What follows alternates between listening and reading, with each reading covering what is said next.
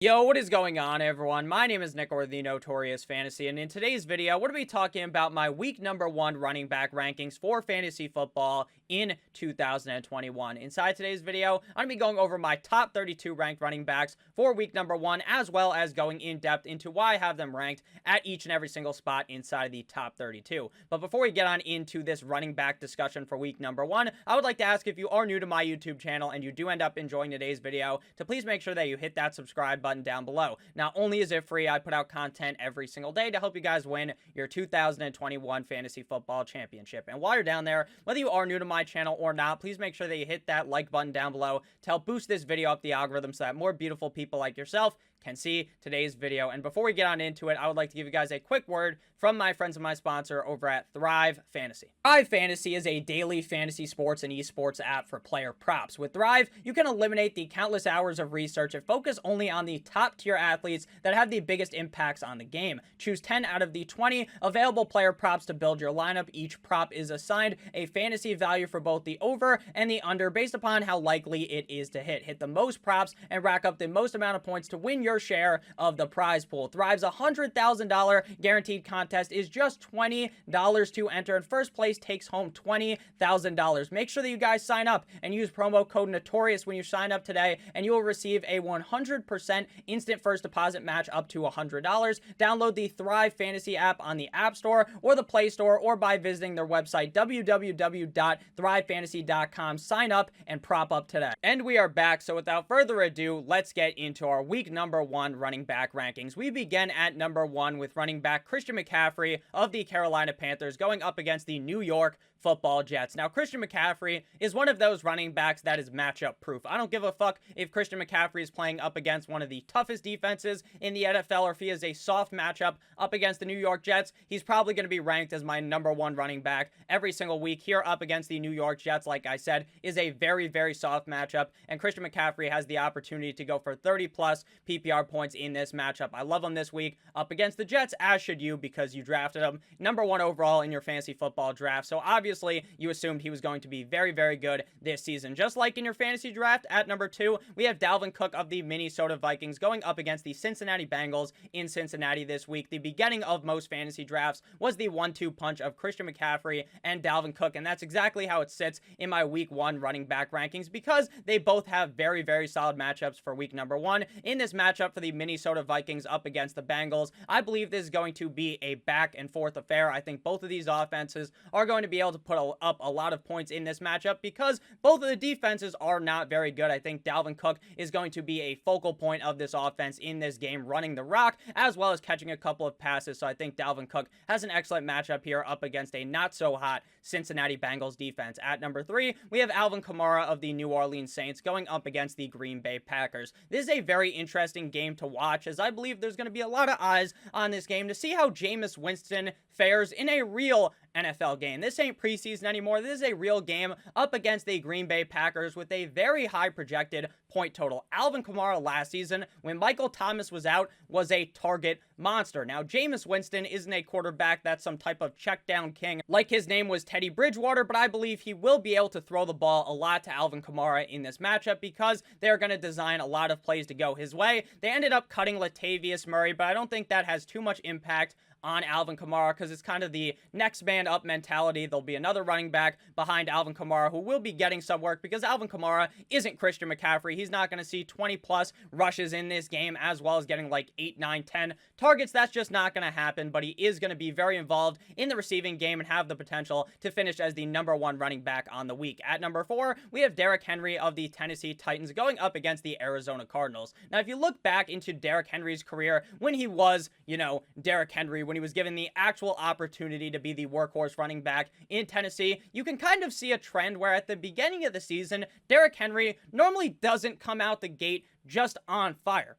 He still rushed for over 2,000 yards last year, but it's because once it starts getting a little bit colder, Derrick Henry just plays better. I don't understand why that's a thing, but it just happens. It seems like the defenders cannot tackle Derrick Henry in the cold, and it's not cold right now in Tennessee, but you'd be foolish to rank Derrick Henry outside the top 5, because even if it's not one of those winter months where Derrick Henry could rush for 250 yards on a defense because they can't tackle him, he's still a very good running back. He is very involved in the game plan. This is a team that is going to try to run the ball down the Arizona Cardinals defense throat, and I believe Derrick Henry will be a top 5 running back on the week. At number 5, we have Aaron Jones, running back of the Green Bay Packers, going up against the New Orleans Saints. Now, the game is not in New Orleans. It is technically at New Orleans, but it is in Jacksonville. I like Aaron Jones in this matchup. This is going to be a firefight between these two teams. Both teams are going to be able to put up a bunch of points, and Aaron Jones will be scoring potentially a touchdown or maybe 2 inside this matchup, while also being somewhat involved in the receiving game. This seems like a very good matchup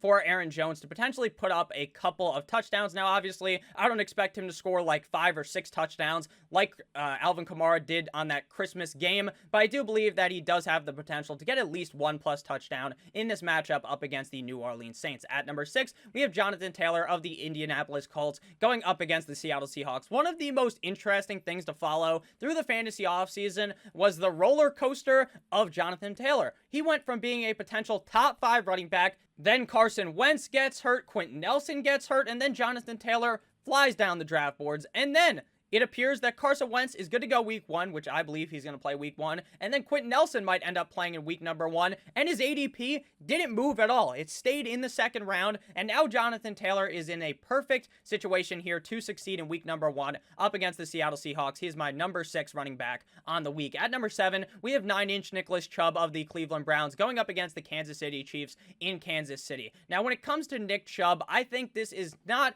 the best matchup for potential success for Nick Chubb, because up against the Chiefs, eventually in this game, you're going to have to deviate from the plan of just jamming the ball down the throat of the defense. The Cleveland Browns have one of the best running attacks in the National Football League, and they rush the ball at one of the highest clips in the NFL because they have the best tandem of running backs in the NFL with Nick Chubb as well as with Kareem Hunt. But the game plan here is definitely going to change because you're going up against the Chiefs. The Chiefs are going to be able to put up big points on you. You're going to have to fight back in this game and throw the ball. With that said, though, Nick Chubb should be fine, and he does always have that opportunity to bust off a 50-yard run for a touchdown. At number 8, we have Joe Mixon of the Cincinnati Bengals versus the Minnesota Vikings. Now, on the season as a whole, I have really tempered my expectations for Joe Mixon. Last year, I was clamoring for the upside of Joe Mixon because I believe he is a running back that has the skill set to be a top 5 running back in fantasy football, but it never seems to come together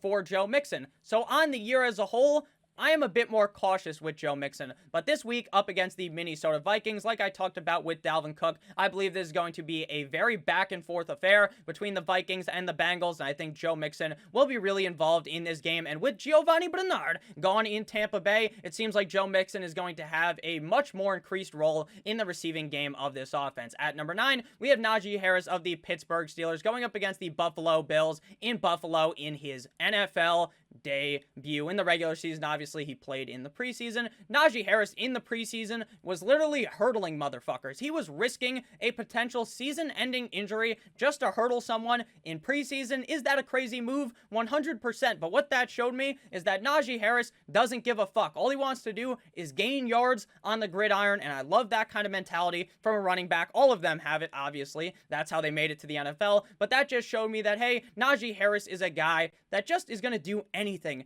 to gain any bit of a yard. Even if it's just an extra inch, he's going to want to go ahead and get that, even in a preseason game. So I think Najee Harris here up against the Buffalo Bills, while it's not a super plus matchup, he is going to be a running back that is going to be seeing a lot of receptions from Big Ben Roethlisberger. Closing in the top 10, we have Antonio Gibson of the Washington Football Team versus the LA Chargers. A lot of people have kind of talked Antonio Gibson up. They've kind of get down on their knees and given Antonio Gibson the Gawk Gawk 9000 because they're talking him up to be like Christian McCaffrey light because he has all this pass catching talent. He could be a 3-down back. Now, nothing out of Washington has shown me that Riverboat Ron Rivera believes that Antonio Gibson is Christian McCaffrey. Riverboat Ron coached Christian McCaffrey, and he hasn't put Antonio Gibson in that role because J.D. McKissic is going to be involved on third down. Now, in this game, this is a very important game to me because we will see if I am right or if I'm wrong, because Kyle Allen in the offseason, the backup quarterback, the third-string quarterback of the Washington football team, talked up Antonio Gibson to be in that McCaffrey role. So we will see week 1 what it actually looks like. How involved is Gibson in third down?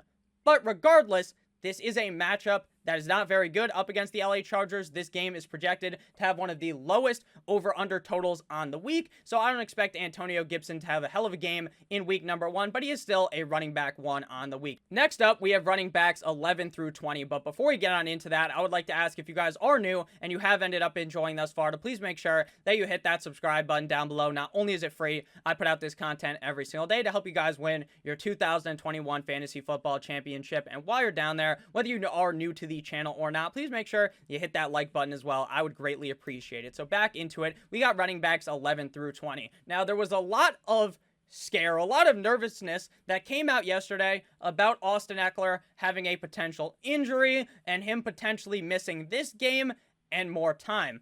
And then I went on the Twitters, I was looking, and a lot of the doctors are saying he's probably going to be fine. Now, maybe he misses this game, so you gotta keep up to date if you have Austin Ekeler on your team, how healthy he is. But based upon what I've seen from the doctors, they believe that there is potential for Austin Ekeler to be a go in week number 1. Now, despite the injury, even if he was 100% healthy, this is not an ideal matchup for Austin Ekeler. I just talked about it with Antonio Gibson. These are two teams with very solid defenses, the Washington football team as well as the LA Chargers, so I expect this game to be lower scoring. But in a lower scoring matchup, Austin Ekeler will still be very involved in the receiving game, so he will be perfectly fine on the week. We just got to monitor his injury, but I assume he is going to be good to go, as Austin Ekeler himself was tweeting out about how he's ready to go for week number 1 after the reports of the injury, so I assume he's going to be good to go in week number 1. I doubt he would have tweeted that exact verbiage that he used in that tweet if he thought that he would potentially miss the game. At number 12, we have James Robinson of the Jacksonville Jaguars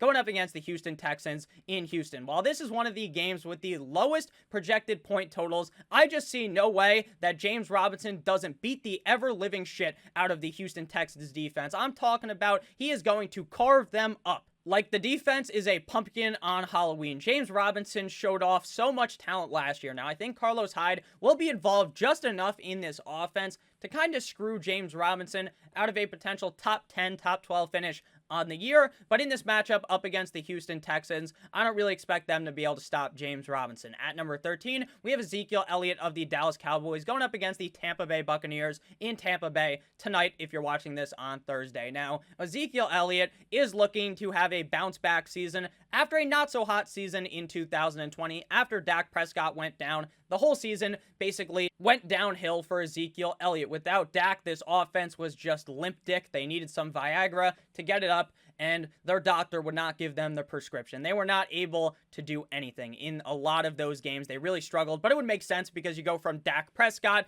to Andy Dalton, Garrett Gilbert, Ben DiNucci, and then you're sitting here week 1, you're thinking, all right, here comes the comeback season. It's basically outlined perfectly. Dak is back. The offensive line should be better this season. And then, boom. One of the main pieces of their offensive line has COVID. So he's going to be missing this game. So temper your expectations on Zeke this week. He's not a sit because the guy is hurt on the offensive line. He will still have a fine game, but finishing inside the top 12 will likely prove to be tough this week for Ezekiel Elliott up against a already very tough Tampa Bay Buccaneers defense without Zach Martin missing this game. At number 14, we have Gus Bus Edwards, running back of the Baltimore Ravens, going up against the Las Vegas Raiders in Las Vegas. Now, Gus Edwards, a lot of people are starting to get a little bit nervous. They're getting a little bit squeamish because Le'Veon Bell is there. We saw what Le'Veon Bell did in Kansas City last year when given the opportunity. He's not that guy. He's not Le'Veon Bell from a couple of years ago where this guy was a legit number 1 pick in fantasy football on the Steelers. He's just not that guy anymore, and that's okay. He's still going to be involved there. He still will probably be the number 2 running back on the team, but I doubt it will have some type of severe impact on Gus Edwards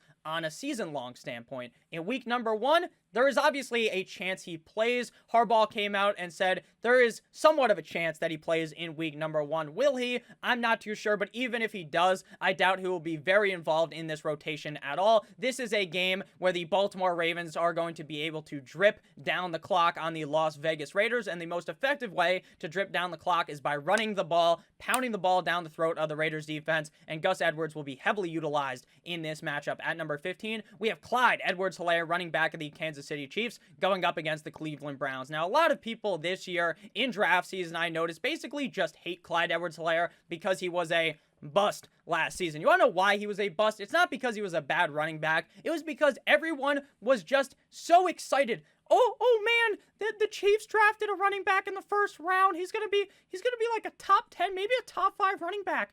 And obviously, I mean, I thought the same thing, if I'm being honest with you. I thought he'd be a top 10 running back, top 12, but that didn't end up happening. And that's okay. It was his rookie year. Le'Veon Bell came in there, and he did take just enough touches, just enough receptions to kind of screw Clyde EdwardsHelaire over. But now, it is truly Clyde EdwardsHelaire season in Kansas City, here up against the Cleveland Browns. I think Clyde EdwardsHelaire is in a decent matchup. At number 16, we have Chris Carson of the Seattle Seahawks going up against the Indianapolis Colts in Indianapolis. Now, all offseason, one of the biggest debates in fantasy football was whether or not the Seattle Seahawks were going to look to establish the run. Some people listen to Pete Carroll, they listen to what he said, and they're like, hey, you know what, maybe he's going to try to run the ball a lot more this season. Then the other people think, hey, you know what, they have Metcalf, they have Lockett, they have Russell Wilson, they're going to try to throw the ball aggressively. So we're going to see what's happening here. We're going to see if Russell Wilson is cooking up a fucking 5-star masterpiece Michelin chef meal behind the line like his name is Gordon fucking Ramsay, or if they don't let Russ cook. Russ is being the bus boy or something, and he's just handing the ball off to Chris Carson 7 million times. We shall see in this matchup. Even if this is a game where Russ is metaphorically cooking up the defense, Chris Carson will still be involved because he is a very much underrated receiving running back in the NFL. He is the workhorse running back on Seattle. You don't have to worry about Rashad Penny or wiki DJ Dallas behind him or anything like that. So just go ahead and fire up Chris Carson this week as running back 16 with top 12 potential. This is a tougher matchup, though. The Colts defense is pretty solid. At number 17, we have Raheem the Dream Mostert of the San Francisco 49ers going up against the Detroit Lions in Detroit. Raheem Mostert is one of my must-start running backs of the week. I believe that on the season as a whole, this is going to be a relatively confusing situation if Raheem Mostert ever struggles, because if there is just an ounce of struggle with Raheem Mostert, then they're going to yank him out and throw Trey Sermon into the game as the lead back. Now, I expect Trey Sermon to be involved in this game. It's not going to be like a 75-25 split between Raheem Mostert and Trey Sermon, because that is not how Kyle Shanahan runs an offense. Shanahan likes to use, as I would describe, a running back by orgy. Now, most teams, they use the running back by committee, 2 or 3 running backs. The 49ers, they're going to use Mostert, they're going to use Sermon, they're going to use any other running back on the team. They're going to use a fullback. They're going to put Trey Lance in at running back. They're going to use the water boy. Kyle Shanahan himself might go out there and run the fucking ball because they just use a huge rotation of running backs. But Mostert is the lead back. In week number 1 against Detroit, this is a simple matchup. He should be able to destroy the Lions. The Lions won't be able to keep up with Raheem Mostert, who is one of the fastest running backs, one of the fastest players in the NFL. I expect this to be a smash matchup for Raheem Mostert. At number 18, we have Miles Sanders of the Philadelphia Eagles going up against the Atlanta Falcons. Miles Sanders, on a whole, on a season-long standpoint, I'm pretty worried about because even though there was the passing of the torch, metaphorically, obviously, Doug Peterson didn't want to leave. He got fired. So a metaphorical passing of the torch from him to Nick Sirianni.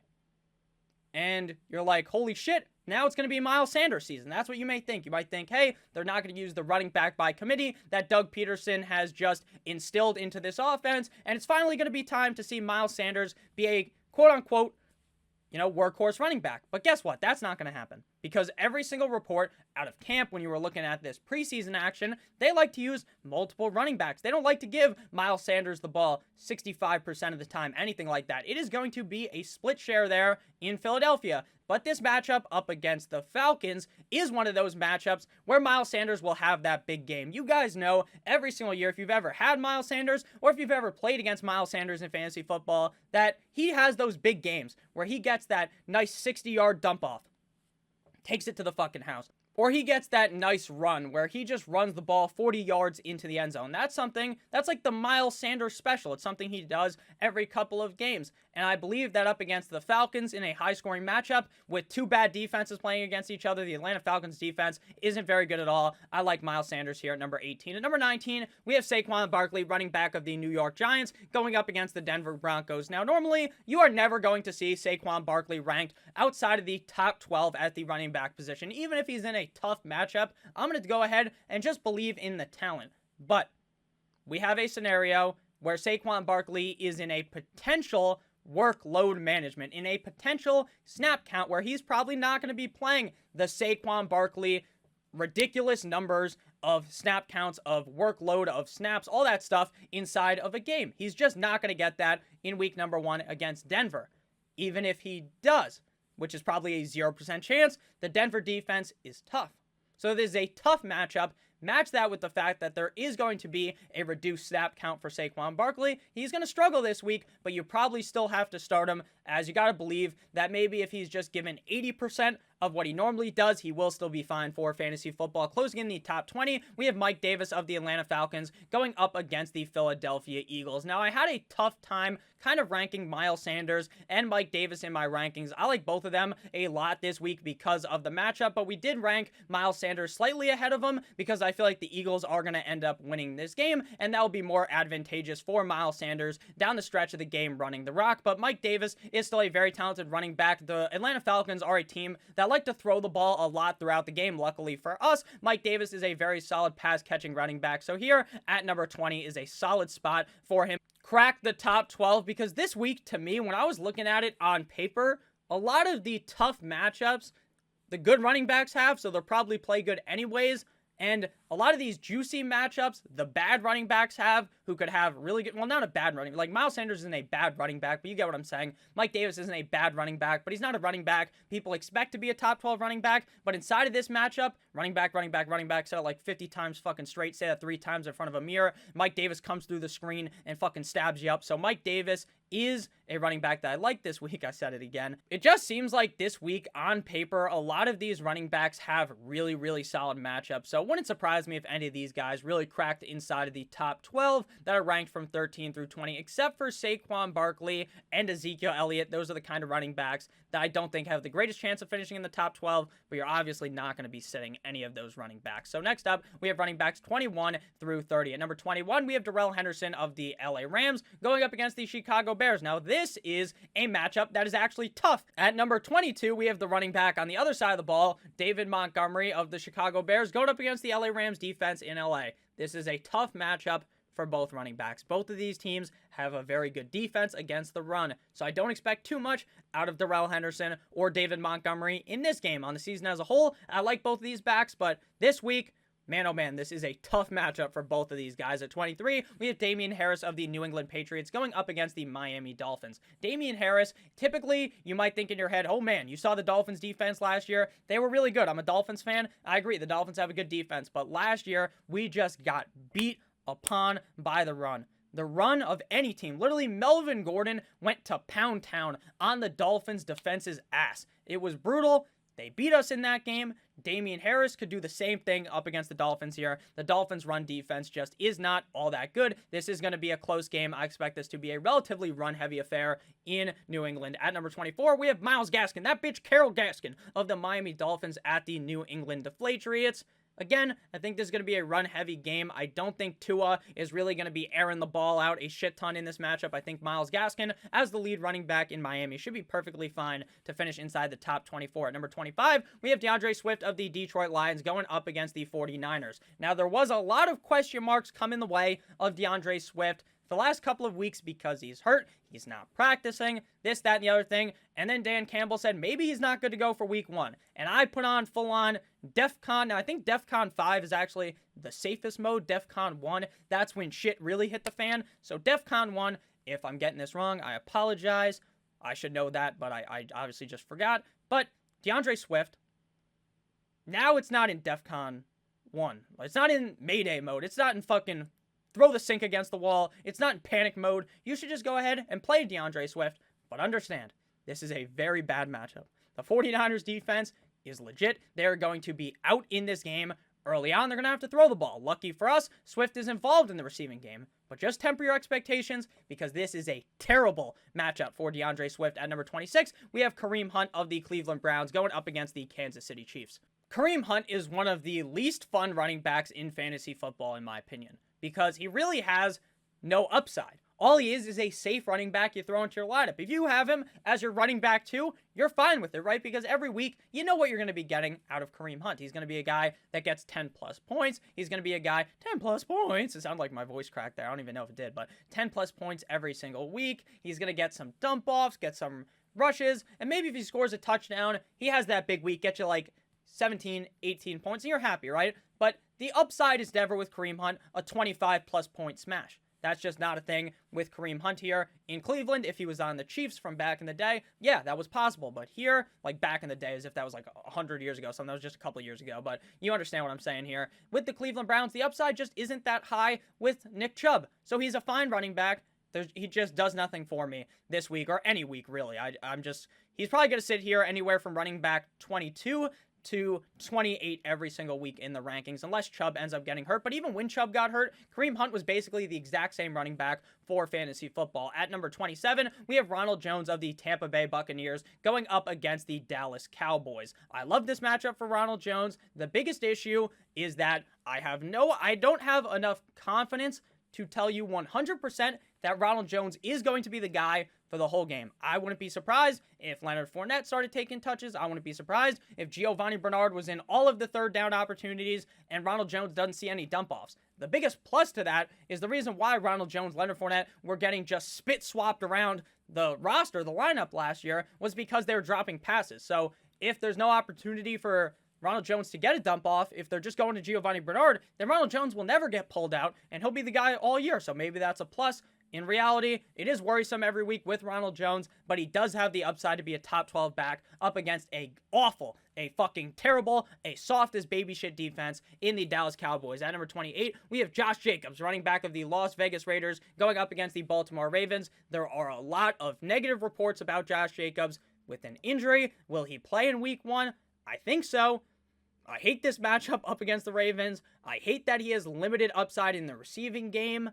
This is a bad matchup overall because they're going to be down, and it's going to be very hard for them to run the ball later on in the game. At number 29, we have Chase Edmonds, running back of the Arizona Cardinals, going up against the Tennessee Titans in Tennessee. If you put a gun to my head right now and ask me who should I start this week, Chase Edmonds or James Conner, I would tell you Chase Edmonds, obviously, because he's ranked higher on my rankings. Now, the reason why I say this is because I think Chase Edmonds will be getting the first licks on this team. I also think that Chase Edmonds will be involved more on the receiving type of the aspect of the game compared to James Conner, which will elevate him further in a matchup that I believe will be high scoring, which will lead to the Arizona Cardinals throwing the ball more. Now, on a season-long standpoint, I've kind of talked about that a lot in this video, but I think it's important to kind of talk about the season as a whole, as well as week number 1. I think that Chase Edmonds will be a real swing and a miss in fantasy football, because I would not be surprised if Conner eventually took over. But right now, in week number 1, I think Edmonds has the best upside out of those two backs. At number 30, we have Trey Sermon, running back of the 49ers, going up against the Detroit Lions. Like I said with Raheem Mostert, this is an unbelievably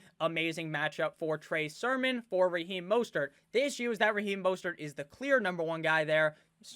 Sermon is obviously the number 2. But when they're up big in this game, there is a chance that Sermon is just getting so much work because they're able to run the ball that he can elevate himself to be a top 24 running back. So I'm not saying to completely sleep on Trey Sermon, but the better bet is definitely Raheem Mostert in this offense. And now on to running backs 31 through 32 for week number 1. Coming in at 31 and 32, we have both the Denver Broncos running backs going up against the New York Football Giants in New York in MetLife. Now, this is not a great matchup. It's not a bad matchup. Let's see.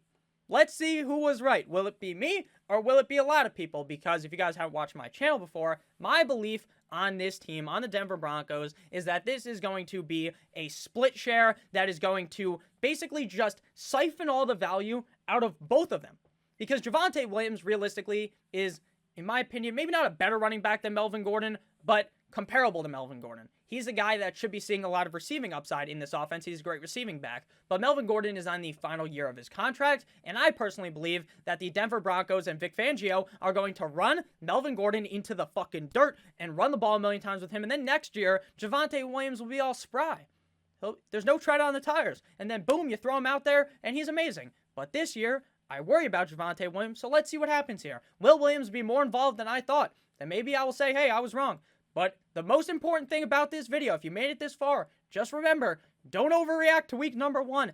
I'm probably going to end up overreacting. Everyone does. But don't just instantly, if Javonte Williams doesn't get touches here, and Melvin Gordon is the guy, don't fucking just cut Javonte Williams. Don't overreact to anything week number 1. But a couple weeks in the season, that's when you can start panicking. That's when things could start going really, really bad. But the first week of the season, crazy shit always happens. So just stay calm in week number 1. I know I kind of shout in these videos because I like to have fun. I like to talk to you guys. But just stay calm a little bit. Just mellow out after week 1. We'll talk about it in the week 1 recap video. I'll talk about all the games. I will try to assure you guys that, hey, don't panic yet. Don't panic just yet. But thank you guys for watching. I hope you did end up enjoying. I love you guys all. There will be updated rankings coming out on Awesemo.com, the fantasy football tab on there where I write all my articles. They will be out soon. Will they be out tonight? Probably not, but you already got the running back rankings. So if you have any questions about running backs or wide receivers, let me know down below in the comment section, or tight ends or quarterbacks. I would love to answer them. I love you guys all. Make sure you stay safe. As always, goodbye.